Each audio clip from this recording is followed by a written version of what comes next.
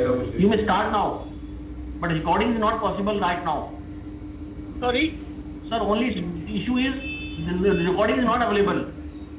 We can't record this session. Okay. It's the only issue. I don't mind starting, but if you want to do it again on another day, I have no problem. You decide. No, sir, you may start, sir, please. Please, you start. Okay. Good afternoon. I want you to understand that this is a drafting paper, not a pleading paper on pleadings. So the format of it you are supposed to draft in the paper is the most important factor. Whether factually you make a mistake or whether there is the law point stated should be in manner A or manner B is really not important.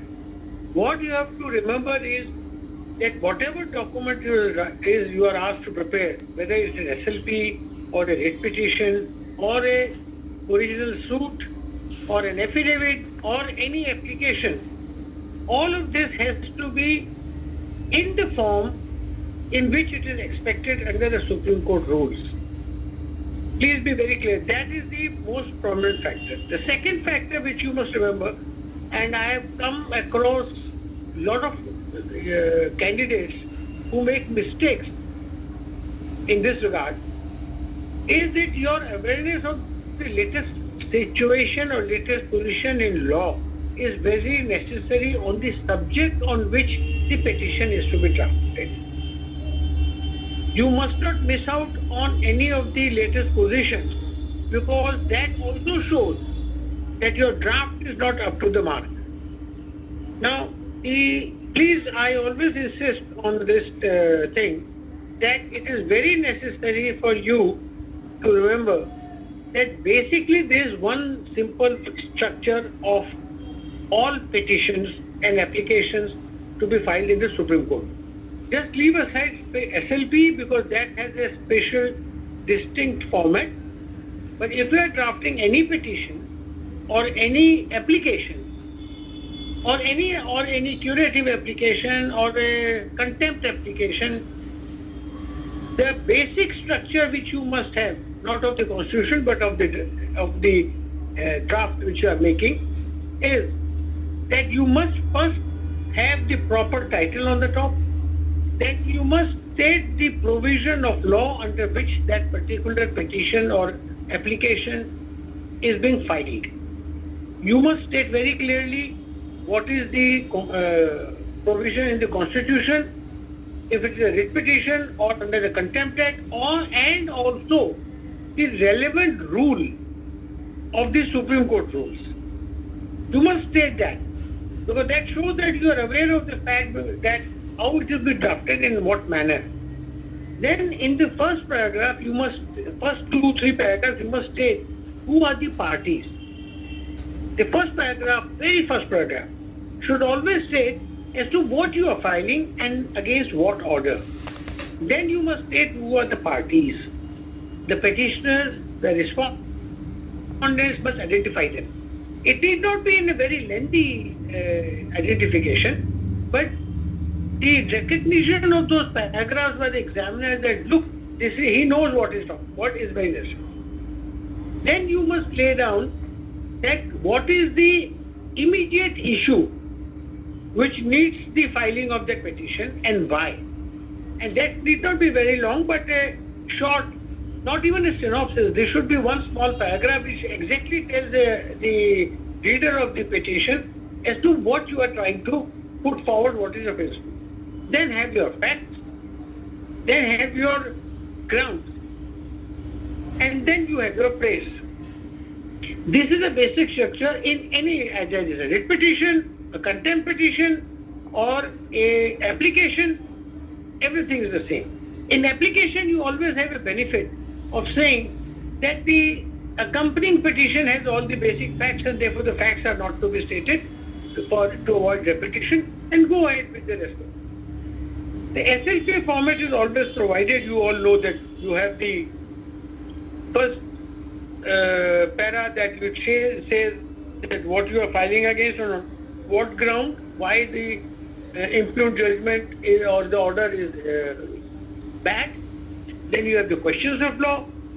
Then you have the grounds and the prayers. In between, you also have to put in the mandatorily required paragraphs. For example, that you have all the grounds are, or whatever is stated was earlier there, no other party has been, etc., etc., Rule 3, Rule 4. All those things have to be stated. Please remember that accepting for special petition where the facts are not stated in the main petition but comes in the list of dates, in all other petitions and all other applications, the facts have to be stated in the main body. In statutory appeals which are filed in the Supreme Court against various provisions of various acts, like the you have for example against NCLAT order, against National Commission order, where the statutory appeals are provided, there also the facts have to be stated in the petition itself. You may have a list of dates, but unlike the SLP, you have to mention it properly. And then the synopsis is very important. My personal view is that most of the judges in the Honorable Supreme Court do not like to plot through the entire grounds and all. What they really do is read your synopsis so they get a good idea of what issue you are raising, and then look at the impugned judgment, and then if something strikes them, they check the ground whether you have taken the ground against that point. Please be very clear about it. One more factor, you must look at the applications. Now, all applications which are filed in the Supreme Court are filed under the Supreme Court rules, various provisions. So please keep it in mind what provision you are looking at, how it is to be filed. The second thing very important is that sometimes you will be filing a petition, even an SLP, without being a party in the lower court or in the court below. In that case, always remember to file an application for permission to file an SLP. When you are drafting an SLP, please remember that SLP can be filed against any order. It doesn't have to be a High Court order. It can be lower order, but you will have to justify as to why you have not taken a provision or a appeal. If there is an alternative remedy offered, why you have not taken it, you will have to satisfy that. But it can also be filed even against a lower court order. In fact, if you look at some of the judgments of 1950 and 51, which are reported in the Supreme Court reports, you will find that a lot of SLPs are filed directly against the orders of various tribunals without filing a writ petition under 226, Article 226 of the Constitution before the High Court. And that was basically permitted. It is permitted under the law. But you have to always justify. I can give you one example. The one example which I can point out to you was that in a execution petition in the under the Consumer Courts Act, Consumer Protection Act,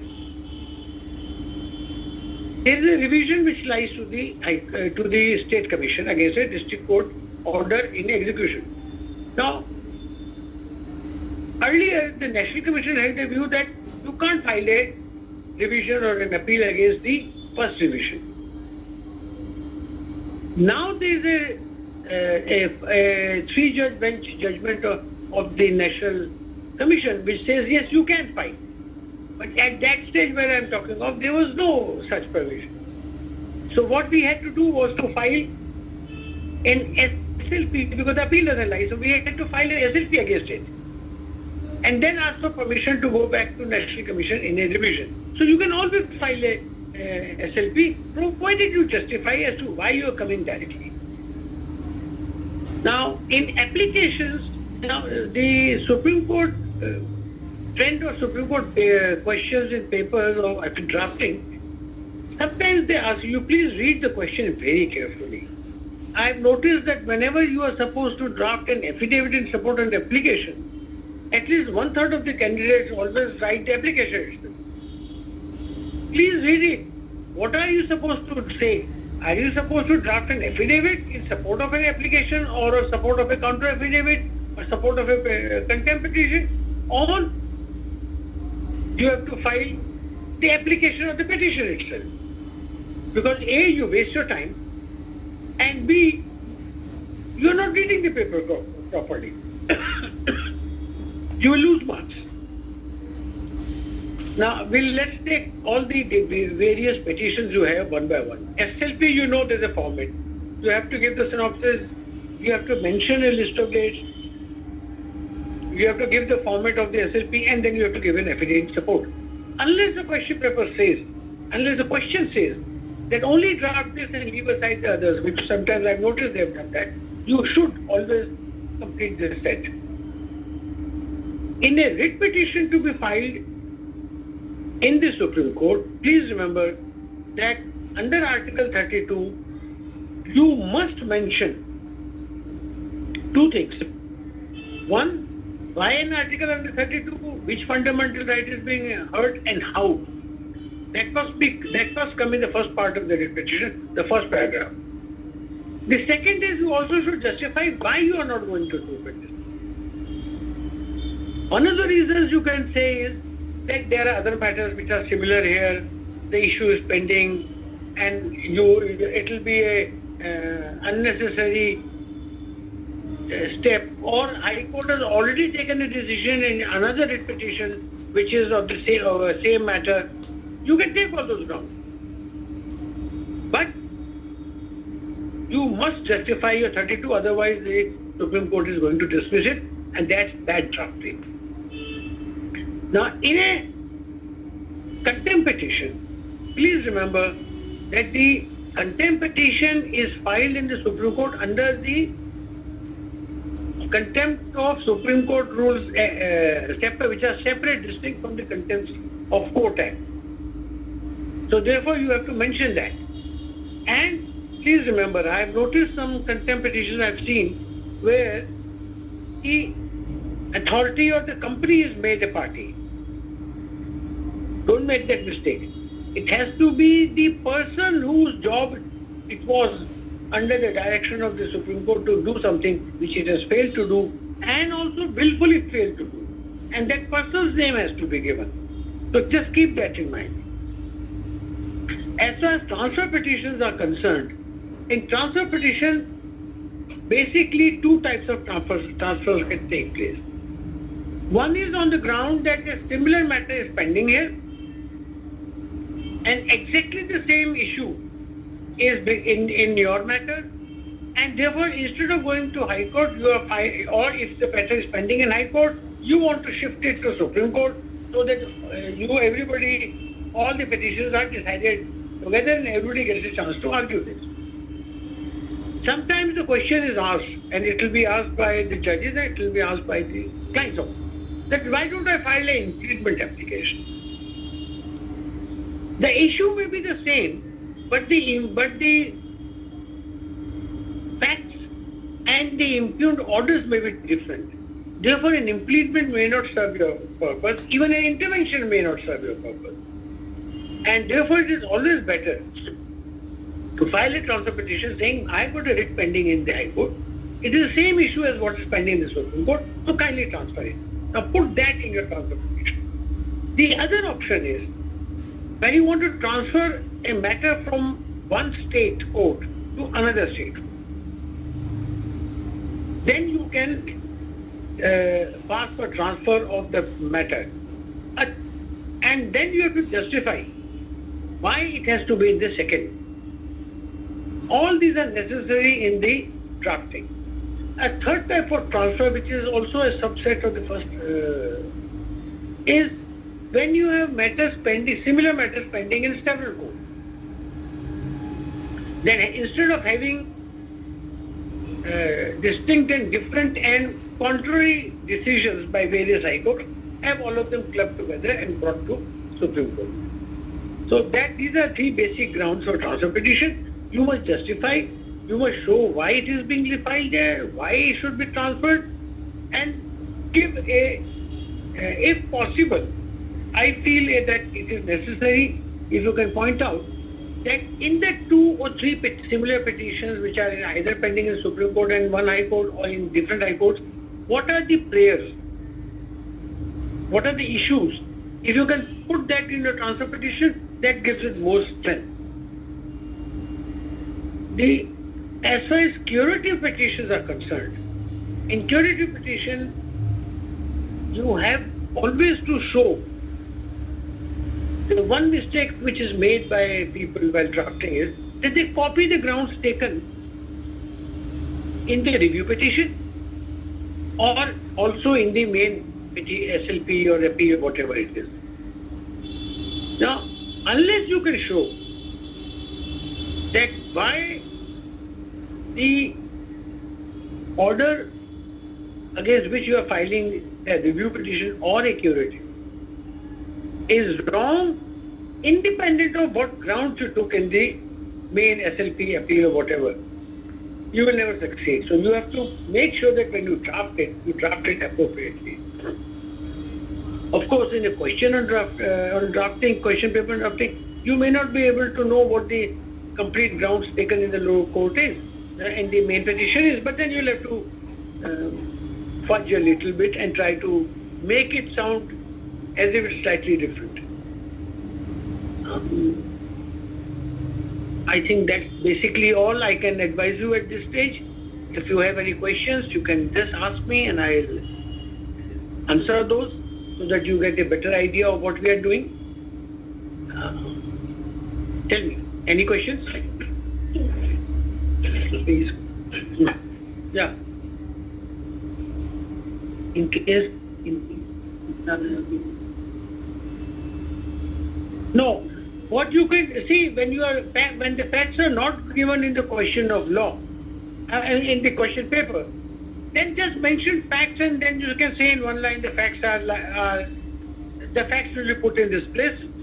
But question of law you'll have to make, and question of law is not based on fact.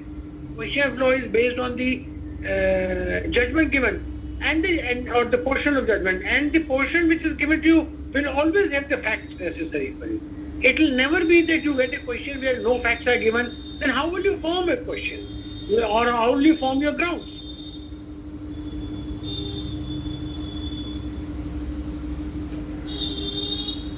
एक minute. In under what statutory?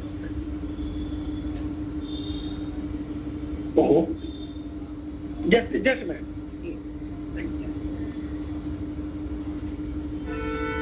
No. You in a contempt petition, you cannot make. You see, somebody has to have the mens rea to have committed an offence against the order of the court. Now, a company can't do it. A company can do it, but only through an officer. So it always you cannot make not as an artificial person. You have to make it the person by name. Sorry. This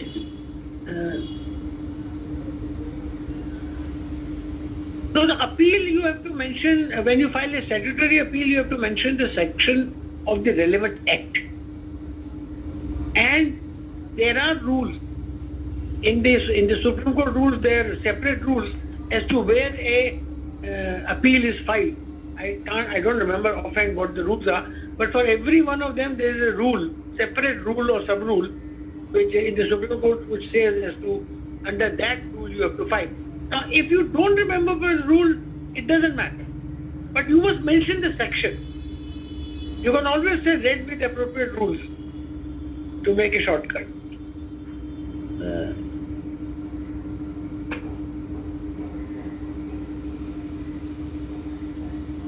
Now, as far as the question paper is concerned and the choice of how many you have, I've been noticing that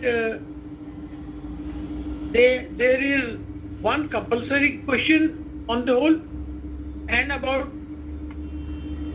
6 questions which are given, out of which 5 have to be done. So there is not much choice. Then no, as well, see, please don't worry about how many questions and what is the marking scheme. At this level, at where you are sitting for AOR examination, even if you are giving all compulsory questions and you have to, and whatever you are marking, you have to do it. You are not in class 2 or class 4 that you should ask for options as well. Whatever is the choice of the examiner, you have to comply with it. 8.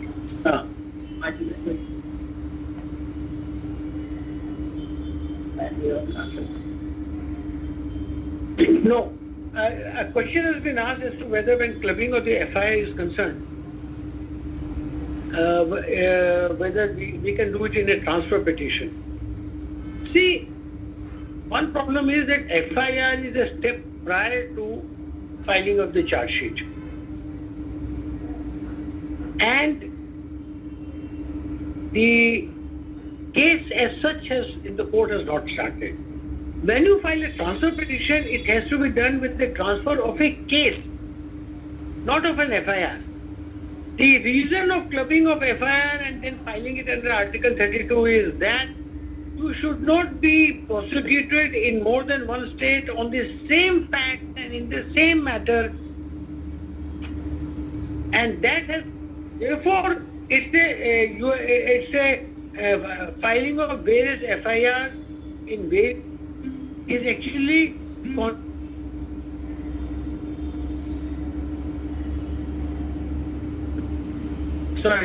it is contrary to your fundamental right under Article 32, fundamental right of liberty, and therefore that is a different procedure on which this does not apply. Just a second, I think there's one or two more questions.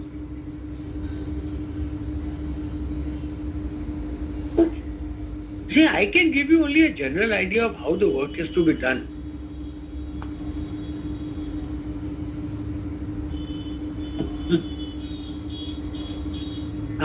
Can you see me? Am I visible? Yeah. No, my problem is that I can only advise on how to do a general drafting. If your specific questions on what questions to come and what happens about the last year's paper, I can give you a short comment. On the last year's paper, there was one question which had 5 or 6 parts or 7 parts, out of which 5 had to be done. It's a very small marks. And there was 5 other questions, out of which 4 had to be done. But that is not relevant. It doesn't matter. You are sitting for an AOR exam. It is not relevant how the marks are given. Yes, if you are well aware of what is to be drafted, it is always better to do the bigger questions earlier, 20-mark questions earlier, and then go in for the small one. Because even then, if you run out of time, and mind you, I always run out of time because I write very slowly. But if you run out of time, you can avoid 1 or 2. You can drop. But if you do the small parts first and then do the larger questions later, you may miss out on the entire question, which you miss out on 20 parts. But that's not the relevant issue. See, the grounds in a curative I have already mentioned. You cannot depend on the grounds you took in the original SLP or the appeal against which you want to file the review and then file the curative. In the curative, normally you should show why the order in the review petition and the order in the SLP or appeal is wrong.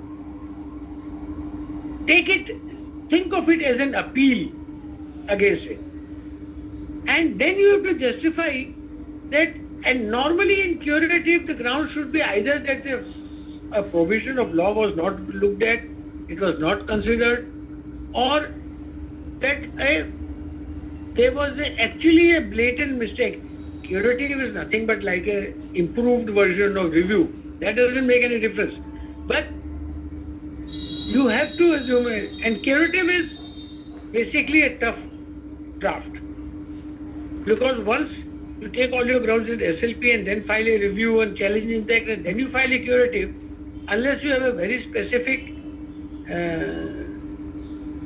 case as to why the order of the review petition was wrong. It's disturbed, but you have to frame the grounds in such a manner that they don't look like repetition of the earlier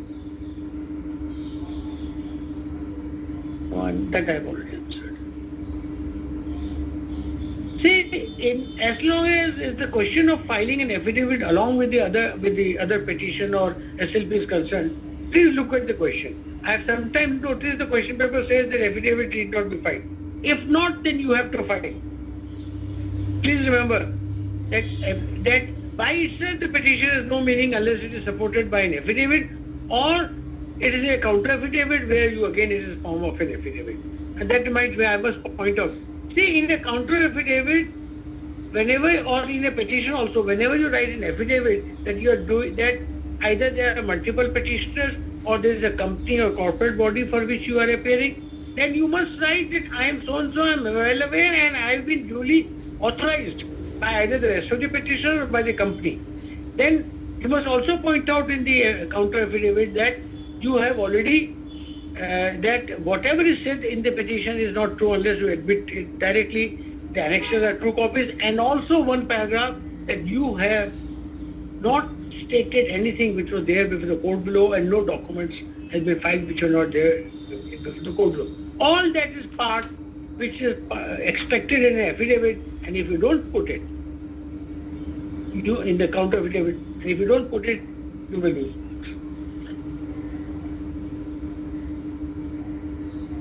See, notice of motion it's like there is a format which is given in the Supreme Court rules, in the forms and all, but it is basically like an application. So when you make when you write a notice of motion, it is that basically notice of motion is a concept which is not used so much in Supreme Court.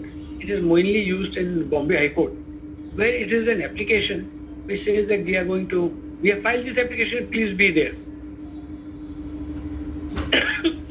Now when they issue notice, when you give, when you are filing electronic filing and all, it's basically it's just like an application. Nothing, I don't feel there's any big difference. Mr. Anupam Lal may explain better, but I don't think there's any much difference between the two of them.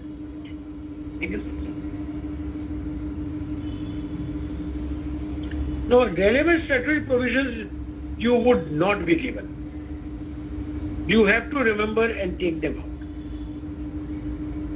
Now, if you are given, good for you.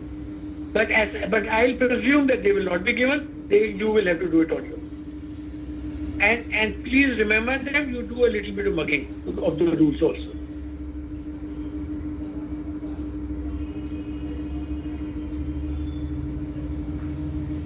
Now, continuation of delay, unless you are asked to do it, you don't have to do it.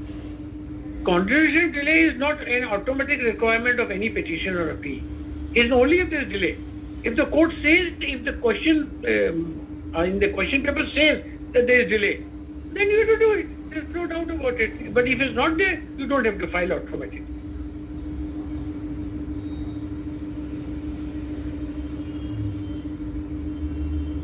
Yes, there's a question about Section 11 of the Arbitration and Conciliation Act. Now, an application under Section 11 of the Arbitration and Conciliation Act is normally filed here if there's a international. Hello?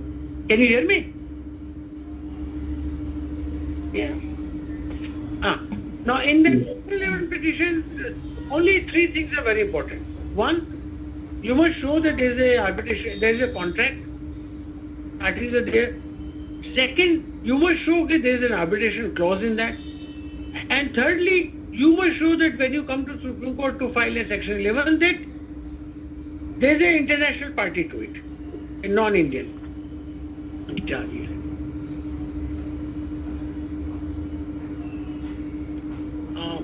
That's all. I think I don't have really any other.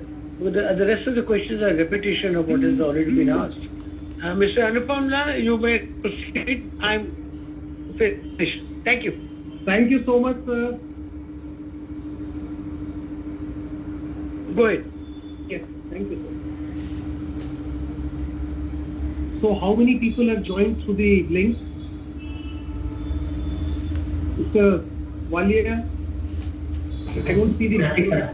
335 plus. Okay. Now, good afternoon, everyone. See, a couple of things I want to clarify to everyone. I would expect everyone to just have a sheet of paper and pen, because that would really make things easier for me and you both. Now,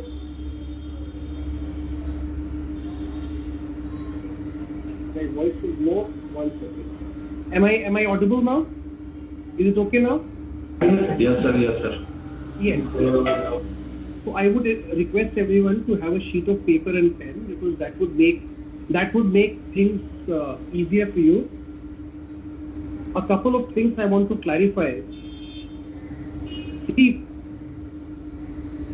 is my voice still low? Is my voice still audio low? Okay. So I think there's a problem at your end, perhaps. Okay. So the first thing is that while setting the paper for drafting, I had 2-3 things in mind. One, still low. 1 second.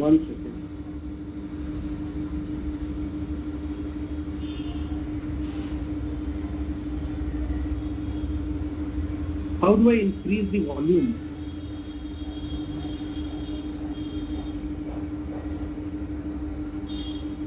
Am I audible now? Okay. So I had couple of things in mind. The first thing was that if you have seen the earlier papers, some of the examiners felt that we need to go back to the old system where you are asked questions with regard to notice of motion, etc. Now, I don't belong to that school of thought. No notice of motion is required. One, I do not expect you to draft affidavits and certificates. That is not a lawyer's job. This is something which is available everywhere. What is more important for me is content, right? So don't be too particular with all that. In fact, I have taken pains to write in every answer or in every question as to what is expected out of you when you answer the question. So I have clearly said that I do not require cover page, index, office report on limitation, listing pro forma, memo of parties, certificate, affidavit, etc. not required. So please make a note of it. That's one. Number two, I have, in all likelihood, you will not be getting a multiple choice question. The questions would be divided. You will probably have 5 questions, 20 marks each. 2 questions are longish questions where you have to read the facts very, very carefully. Because if you qualify for the AOR exam, the least I expect from you is that you will be able to read the facts, absorb the facts, and in a very nice way be able to put it in the list of dates. Because list of dates is very, very important for at least the civil SLC, where that's the only place where you are allowed to write facts. So when we prepare our list of dates, it is really an argument that we are preparing, not just simply list of dates as in high courts, right? That's one. Number two, I want everyone to know that I do not expect longish answers. What I expect out of you is that you write good, plain, simple, and correct English. Do not write very, very long sentences.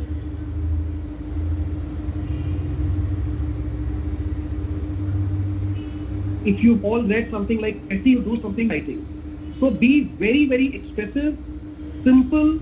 I do not want you to be very erudite, simple language. Now, when I say that you will not have multiple choice questions, what is that I expect? I'm sorry, I'm still in my uniform. I just got over with my matters and I'm sitting in the library and trying to deliver this lecture. See, I will expect you, if you are a Supreme Court practitioner, to know certain things which are a complete must.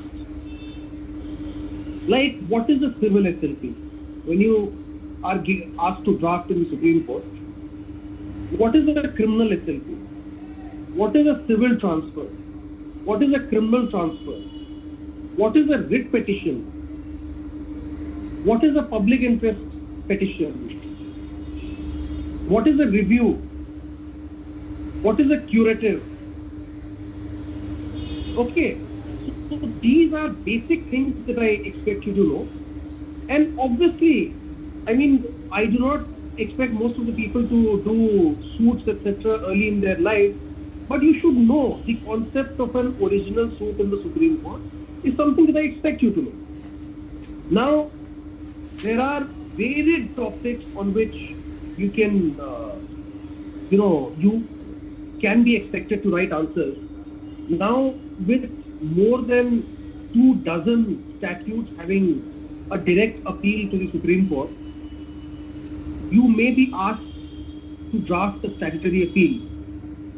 There could be varied laws, but some laws on some burning issues could be asked. So you can expect a statutory appeal also. Now, two of the questions will have slightly complicated facts. Like, for example, if you are asked to draft a civil SLP, it may have complicated facts. So you are expected to read them very, very carefully. You get 30 marks extra only for this purpose. And if it is a civil SLP, I mean, what I generally do is that I draft the genealogy, a family tree, whatever. It helps in my drafting.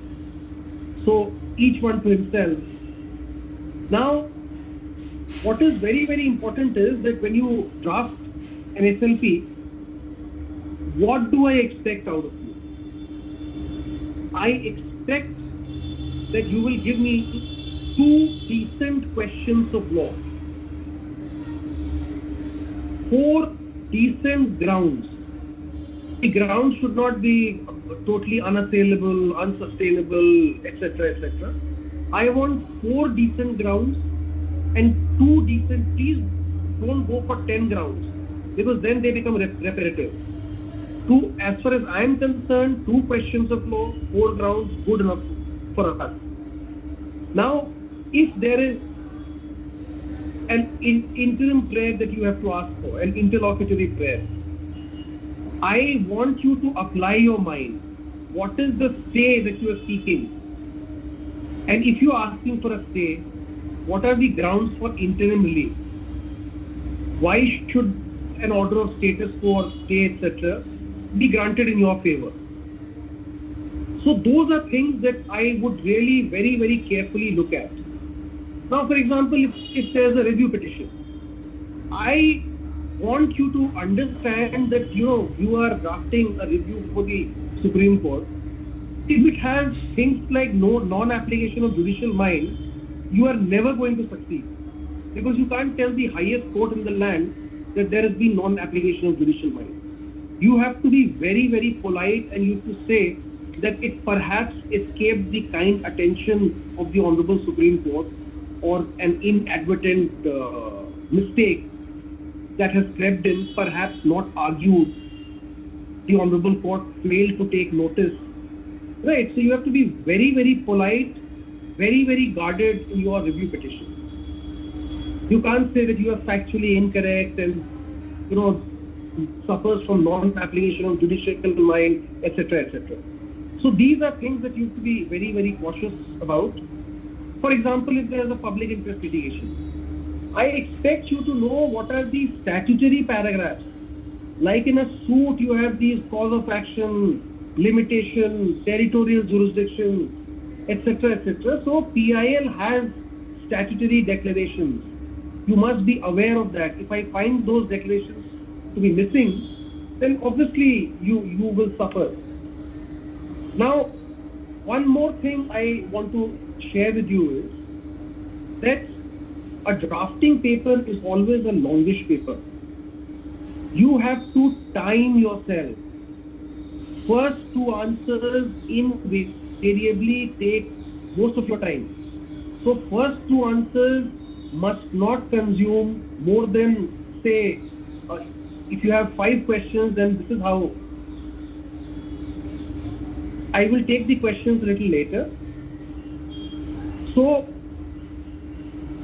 first 2 questions invariably take a lot of time because you want to write your best. You are very conscious about your handwriting, which you should be.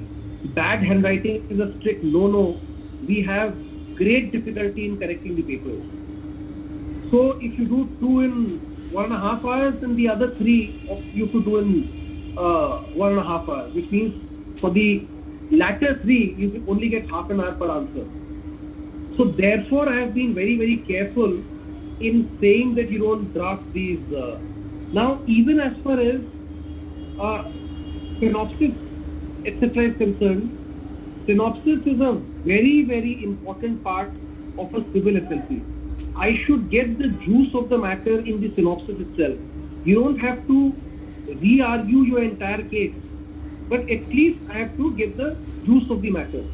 Now, wherever I do not ask you to draft synopsis and list of dates, you need not, because for all questions, I do not expect you to be drafting the synopsis and your list of dates. Now, all the important sections relating to the case would be given to you, because I do not expect you to know all the provisions of law. So we will give you those sections for your convenience. But if you are totally unaware of a particular law, then you may find it to be a little difficult. Now, I am re-emphasizing on 2 things. See, drafting is something that I am conscious of the fact that it is not easy to write 5 answers in 3 hours. I mean, I have written this exam myself and many years ago, and I can understand that, I can understand and appreciate your plight. So therefore, I do not want very longish answers. I want you to be very, very crisp and focused. But I need substance.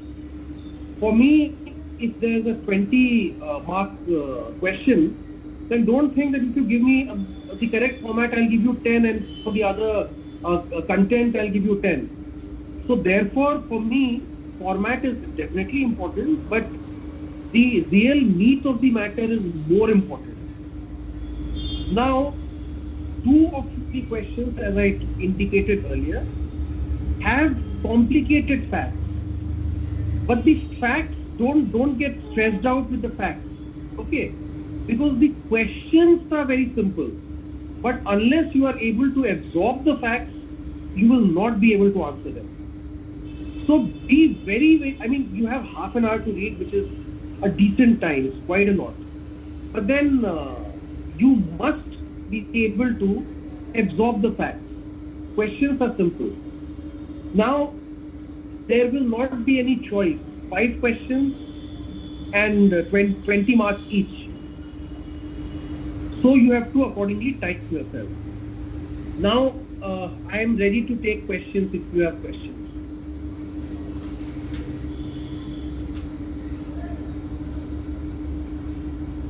Now, can you please discuss the burning issues for statutory appeal? I mean, you are smart, you can understand.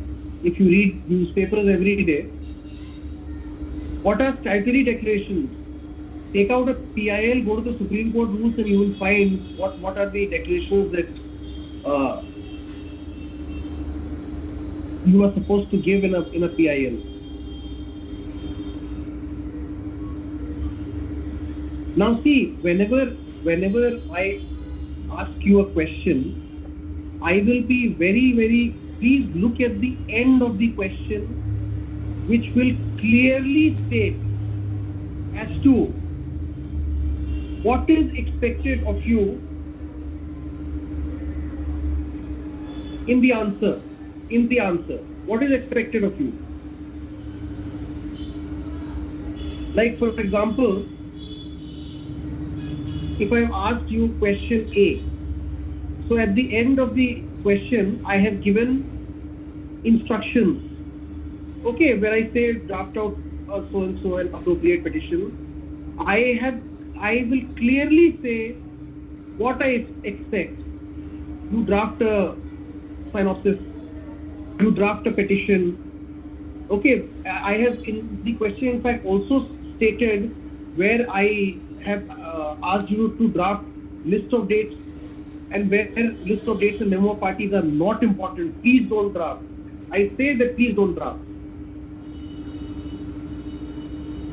See, I can't tell you whether same-sex marriage, etc. I will give you an or original suit, what should be.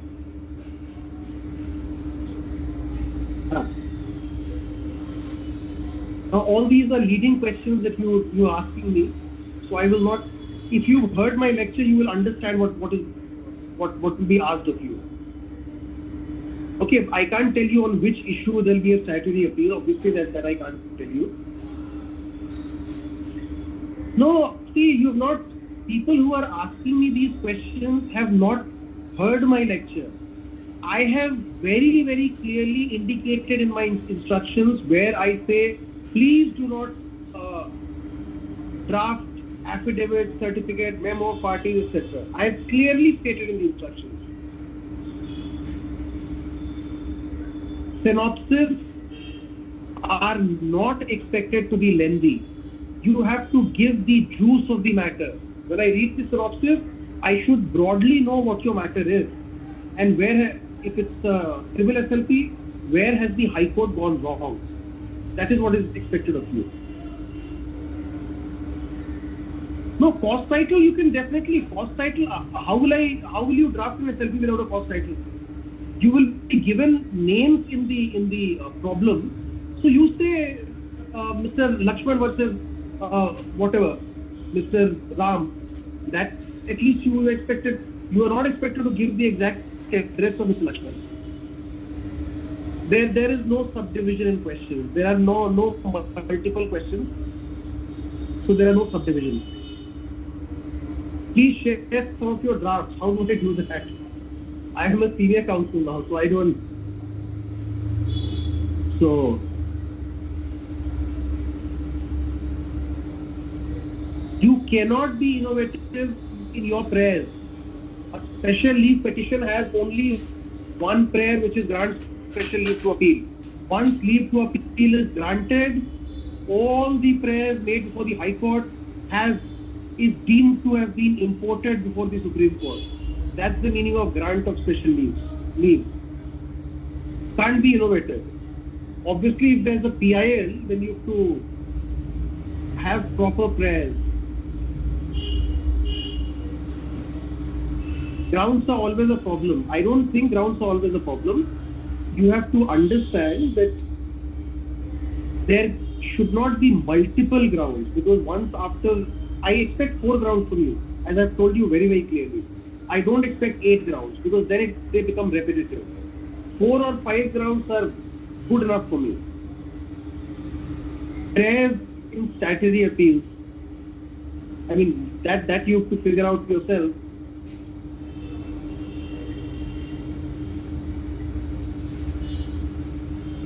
Now, how do I tell you whether there are statutory appeals from Consumer Forum or NCLAT or whatever? Okay. What should be the length of the SLP? I do not expect very lengthy answers. I am happy with short answers, as long as they make sense. Okay?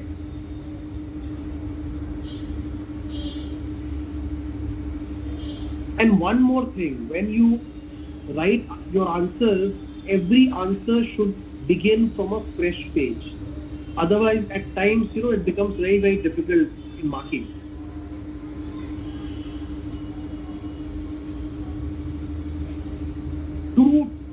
Four grounds and 2 questions of law. Good enough.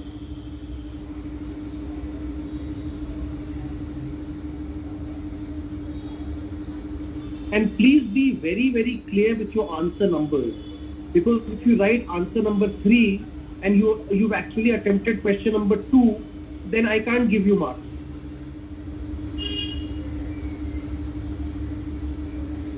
Now see, I can't tell you whether it's an election petition or an original suit. That would be disclosing too much. Okay, there are many statutory appeals. I will not ask you something out of the box. That I can tell you. How the marking is done for an answer. I mean, broadly I can tell you maybe 6 marks for format and 14 for something for content. That's it. Meaning of leave granted in... See, once leave is granted, when the Supreme Court grants special leave to appeal, which means that it is then converted into a statutory appeal, which means that your original petition for the High Court and the prayers made therein are deemed to have been incorporated in the appeal, post grant of leave.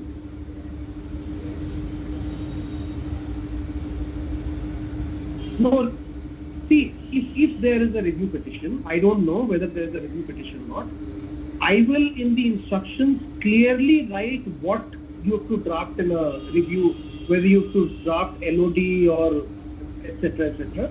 So whatever it is, I will be very, very clear in my instructions.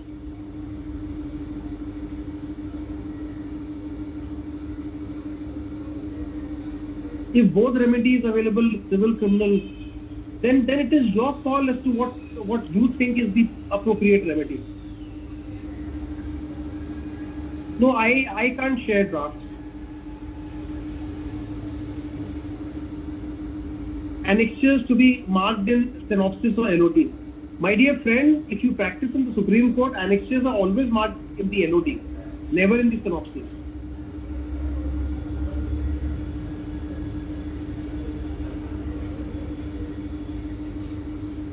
How detailed or expressive? See, please understand, the grounds need not be very, very exhaustive, but it should definitely convey a meaning which I am able to absorb.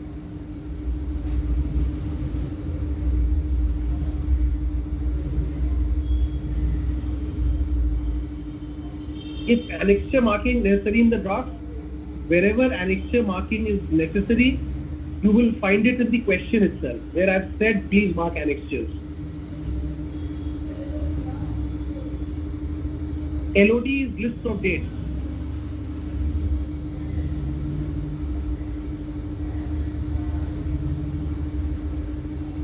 Grounds for transfer, should I tell you? You have to tell me. See, please understand, everybody is asking about affidavit. I have clearly in my question said, I do not require affidavit, I do not require certificate, I do not require memo of parties. See, the AOR exam says you have to use 1 ink. If you use 2 ink, then your question paper can be answer sheet can be invalidated. So 1 ink, please. Citing cases is important. No, not really. If you give me a good case, maybe a covered matter, I'll be happy. Yes, the relevant rules would be given in the relevant provisions of law would be given in the question paper. You have to use 1 ink, please. If you use 2, then your answer sheet can be invalidated. And I have clearly stated in all the questions as to what is asked of you. Okay, I think that's good enough. underline with pencil, with highlighting. No, please don't do this. You can highlight, you're welcome to highlight, it helps us actually, but with the same ink, not with a different ink. Yeah, you can use short forms. You can, instead of negotiable instruments, you can say NI Act. I don't have a problem. Okay? Thank you so much, everyone, and all the best for your exam. May all of you pass. Okay? Thank you. Bye.